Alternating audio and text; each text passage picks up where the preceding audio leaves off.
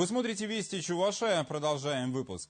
Жизнь Отечеству, честь никому. Кадеты со всей Чувашии собрались в минувшие выходные в Шумерле, где прошел республиканский смотр-конкурс кадетских классов.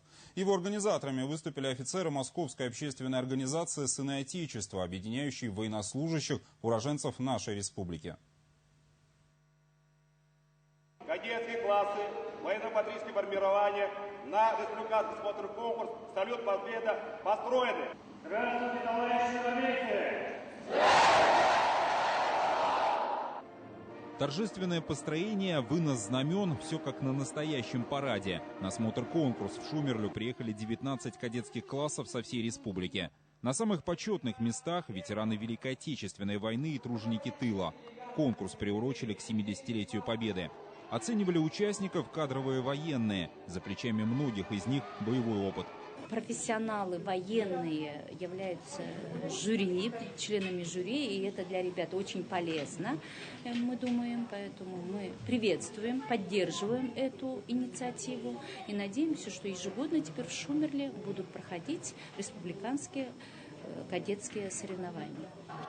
Смотр-конкурс включал в себя 5 этапов, испытания одинаковые для всех команд. Пока одни участники демонстрировали офицерам строевую подготовку, другие кружились в вальсе на сцене Центра детского творчества.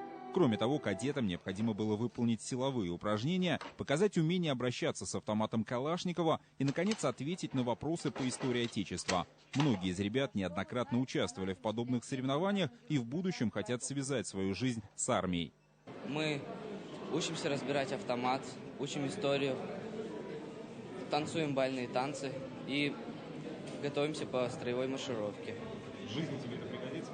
Я думаю, да, так как я хочу стать военным. У меня есть два варианта. Либо я пойду в военную академию или институт, либо в сторону физическую. Более 4000 школьников Чувашии учатся сейчас в кадетских классах, и их количество растет. Кроме того, успешно работают военно-патриотические клубы. Есть желание иметь в республике кадетский корпус. Считаю, это было бы очень большим подспорьем для молодежи, для детей в выборе их жизненного пути, в становлении как личностей. Потому что в кадетском движении дети получают всестороннюю подготовку.